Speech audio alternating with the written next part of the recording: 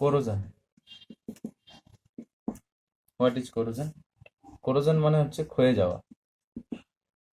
নদীর পাড় যেমন ক্ষয়ে যায়, সেরকম কোরোজন হচ্ছে মেটালের ক্ষয়ে যাওয়া। তো যদি মেটাল সারফেস ডিস্ট্রয় হয়, মেটাল সারফেস যদি ক্ষয়ে যায়, সেটাকে আমরা কোরোজন বলবো। Rusting is a good example of corrosion. ঠিক আছে, কোরোজনের ডেফিনেশন আমি পরে লিখে পাঠিয়ে দিচ্ছি তোমাদেরকে। এবার হচ্ছে রাস্টিং বা কোরোজনকে কিভাবে প্রিভেন্ট করা যায়। How to prevent, prevention. প্রিভেনশনের ফার্স্ট হচ্ছে পেন্টিং করো, জয় মা তারা বলে পেন্টিং করো। দুই, সেকেন্ড পয়েন্ট হচ্ছে যেটা, সেটা হচ্ছে গ্রিজিং বা অয়েলিং। মেশিনে তেল টেল যে দেওয়া হয়, গ্রিজ করা হয়, সেটা, এটা জানো, এটা জানো। থার্ড যেটা জানো না, সেটা হচ্ছে galvanisation. Fourth, electroplating. Fifth, allowing. তো এটা জানো না, এটা জানো না, এটা জানো না, এখান থেকে শুরু করছি। গ্যালভানাইজেশন। গ্যালভানাইজেশন কি? গ্যালভানাইজেশন, তো এটা কি বলছে? It is the process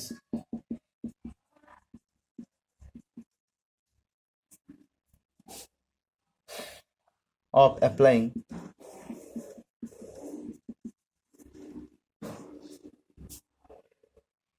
a protective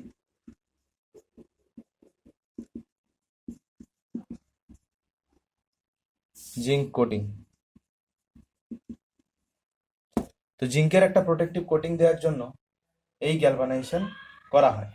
এই প্রসেসে, গ্যালভানাইজেশন প্রসেসে জিঙ্কের একটা প্রোটেক্টিভ কভারিং বা কোটিং অন্য একটা মেটালের উপর দেয়া হয়। যেমন ধরো একটা আয়রনের মেটাল আছে, তো এই আয়রন মেটালটাকে যদি আমরা এর উপরে যদি জিঙ্কের কোনো প্রোটেক্টিভ লেয়ার দিই, সাপোজ ধরো এই যে লেয়ারটা, this is the zinc protective layer, এটা দিলে সেটাকে বলবো গ্যালভানাইজেশন। তো করা হয় কিভাবে? হাই টেম্পারেচারে লিকুইড গলে যায়। যে টেম্পারেচারে জিঙ্ক গলে, সেই টেম্পারেচারে কিন্তু আয়রন গলে না। তাই এবার আয়রনকে যদি এই মোল্টেড জিঙ্কের মধ্যে তুমি ডিপ করো,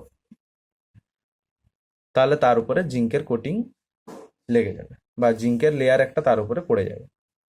ঠিক আছে, তার মানে কি, একটা গরম ধরো হট জিঙ্ক আছে, যেটা কিনা মোল্টেড, তার মধ্যে তুমি আয়রনটাকে ডুবাও, ওঠাও, সেটা অবশ্যই মেশিন দ্বারা করতে হবে, হাতে নিশ্চয়ই ডুবাতে যাবে না, তাহলে তুমি রয়ে যাবে আর আয়রনটা বাইরে চলে আসবে।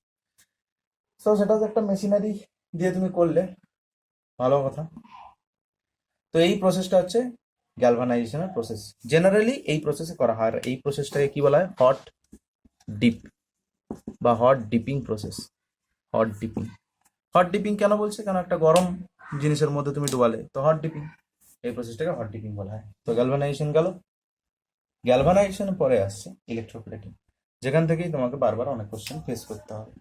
So be careful while reading electroplating. Electroplating কি না? ইলেকট্রিসিটি ইউজ করে, by using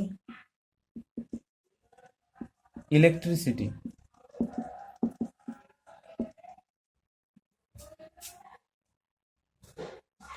layer of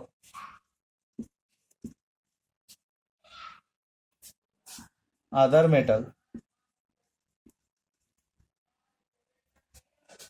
can be deposited, can be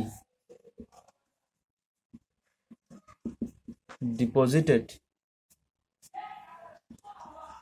on the other metal known as electroplating। তো এটা হচ্ছে ইলেকট্রোপ্লেটিং এর ডেফিনেশন। তো এখানে কি করা হবে, এবার সেটআপটা দেখাই। ধরো একটা মেটাল রেখেছো, ইলেকট্রোলাইসিস প্রসেস, ইলেকট্রিসিটি ইউজ মানে ইলেকট্রোলাইসিস প্রসেস করতে হবে। ইলেকট্রোপ্লেটিং এর জন্য সবসময় ইলেকট্রোলাইসিস প্রসেস ইউজ করা। আবার ভুল করছি, এটাকে একটা এর মধ্যেই নাও। ওকে, এটা ক্যাথোড, দিস ইজ ক্যাথোড। ক্যাথোডের মধ্যে কাকে দিয়েছো? ক্যাথোডের মধ্যে ধরে নাও যে তুমি ক্যাথোডের মধ্যে কাকে ইউজ করছো। Suppose you are using iron. ধরো তুমি এখানে আয়রন আছে, তো আয়রনের উপরে তুমি কপারের প্লেটিং দিতে চাইছো। আয়রনের উপরে কার প্লেটিং করতে চাইছো? কপার। তো যাকে ইলেকট্রোপ্লেট করবে, যার ওপরে ইলেকট্রোপ্লেটিং করবে সেটা থাকবে ক্যাথোডে, আর যার দ্বারা মানে যার প্লেটিংটা দিবে সেটা হচ্ছে কপারে, মানে সেটা হচ্ছে ক্যাথোডে, অ্যানোডে থাকবে। সো অ্যানোডে থাকবে কপার, এখানে কে থাকবে? ক্যাথোডে থাকবে আয়রন। তো এবারে অ্যানোডে তো অক্সিডেশন হয়, তাহলে কপার এখানে কপার 2+ ছাড়বে, সেই কপার 2+ ক্যাথোডে গিয়ে রিডাকশন করবে, এটা ক্যাথোড। ক্যাথোডে গিয়ে রিডাকশন করে আবার কপার হয়ে এর উপরে চড়তে থাকবে। তাহলে ছিল আয়রন, তার উপরে কপার ডিপোজিট হতে থাকবে। তো একটা সময় কপার ডিপোজিট হতে হতে হতে হতে ওর উপরে একটা লেয়ার তৈরি হয়ে যাবে আয়রনের উপরে। তো আয়রনের উপরে কপারের একটা প্লেট তৈরি হয়ে গেল বা একটা লেয়ার তৈরি হয়ে গেল। এই প্রসেসটাকে আমরা কি বলছি? Electroplating. By using electricity we are plating another metal on the surface of iron, যাতে কিনা কপার তো লেস রিয়াক্টিভ অক্সিজেনের প্রতি, তাই হচ্ছে আয়রনের উপর যদি আমরা কপারের প্লেটিং করে দিই তাহলে আয়রনটা অনেকদিন পর্যন্ত সুরক্ষিত থাকবে বা কোরোশন হবে না বা রাস্টিং হবে না তার। এটা হচ্ছে মূল বিষয়। ঠিক আছে, তাহলে এখান থেকে ইলেকট্রোপ্লেটিং থেকে একটা ইম্পর্টেন্ট জিনিস যেটা নোট করতে হবে, যে ক্যাথোডে কাকে রাখবো, অ্যানোডে কাকে রাখবো। সাপোজ ধরো তোমাকে আয়রনের ওপর ইলেকট্রোপ্লেটিং, দেখবে electroplating of copper is to be done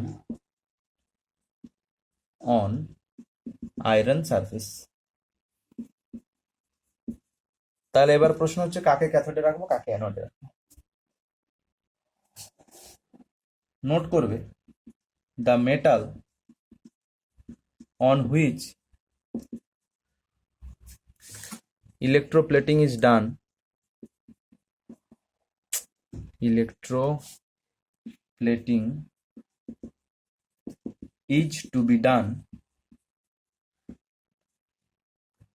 are kept in cathode। যার উপরে ইলেকট্রোপ্লেটিং হবে তাকে আমরা ক্যাথোডে রাখবো। মনে থাকবে, যার উপর ইলেকট্রোপ্লেটিং করব সেটা হচ্ছে ক্যাথোডে থাকবে।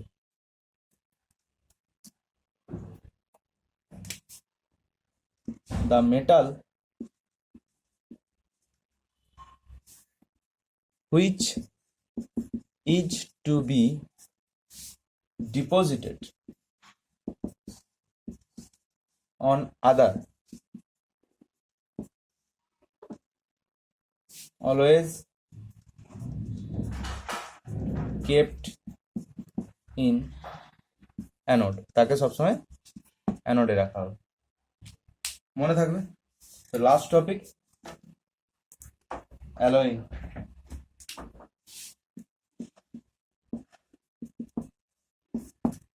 তো তার জন্য জানতে হবে যে অ্যালয় কি। What is alloy? Alloy, the homogeneous mixture of two or more metals or a metal and a non-metal is called alloy. Alloy কি?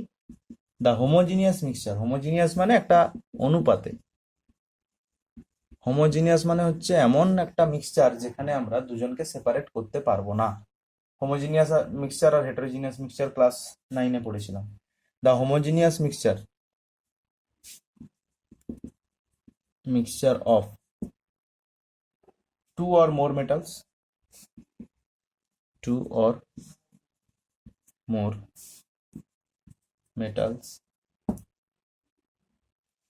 or a metal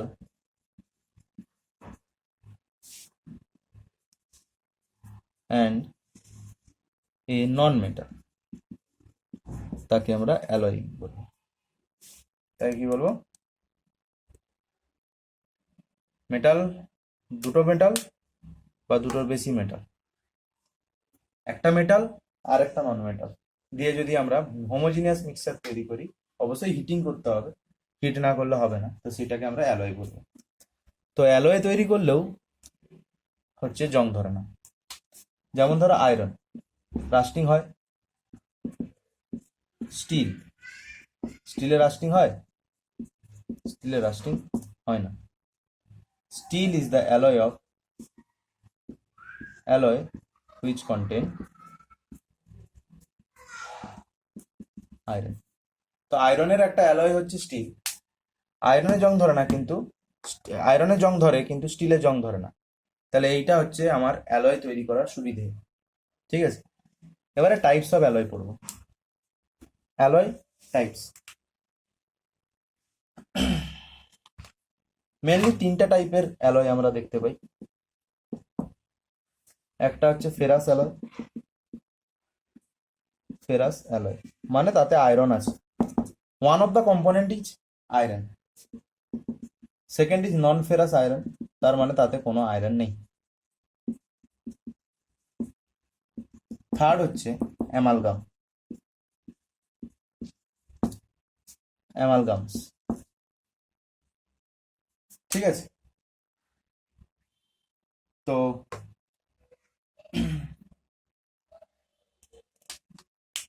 বুঝতেই পারছো এটাতে ফেরাস আর নন ফেরাসটা বুঝতে পেরে গেল যে ফেরাস হচ্ছে ফেরাস অ্যালয় আর those alloy in which one of the component is iron, আর নন ফেরাস হচ্ছে নো কম্পোনেন্ট ইজ আয়রন, কোনো আয়রন কোনো প্রেজেন্টই নেই ওর মধ্যে। অ্যামালগাম কি? Amalgam in which mercury present, যদি মার্কারি প্রেজেন্ট থাকে তাহলে তাকে বলবো amalgam. If one of the metal is mercury then it is known as amalgam. যেমন ধরো সোডিয়াম আর মার্কারির অ্যামালগাম, এটাকে আমরা কি বলি? Sodium amalgam. This is sodium amalgam. ঠিক আছে, আরো হতে পারে এরকম জিঙ্কের সাথে মার্কারি, এখানে একটা, এটাকে জিঙ্ক অ্যামালগাম বলবো আমরা। তবে এখানে একটা ইম্পর্টেন্ট জিনিস নোট করতে হবে, সেটা হচ্ছে যে মার্কারিটা হচ্ছে লিকুইড, তাই না? Mercury is liquid. তোরা লিকুইড হওয়ার জন্য এর একটা স্পেশাল নাম দিয়েছি আমরা অ্যামালগাম। তো মার্কারি যদি থাকে সেখানে অ্যামালগামটা মানে অ্যালয়টা একটু ডিফারেন্ট হবে, সেটা লিকুইড হবে বা সেমি সলিড হবে বলতে পারি। ঠিক আছে, আচ্ছা এবার পড়বো অ্যালয়ের properties. What are the properties of alloy? অ্যালয়ের প্রপার্টিজ,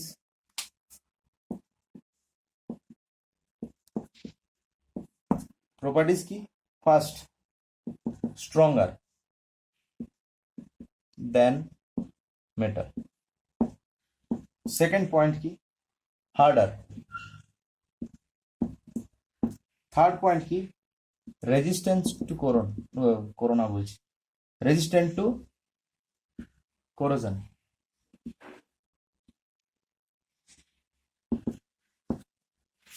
ফোর হচ্ছে melting point lower, melting point lower than natural metals. দেখো মেটালের মেল্টিং পয়েন্ট বেশি হয় বলে এদেরকে গলাতে খুব কষ্ট হয় বা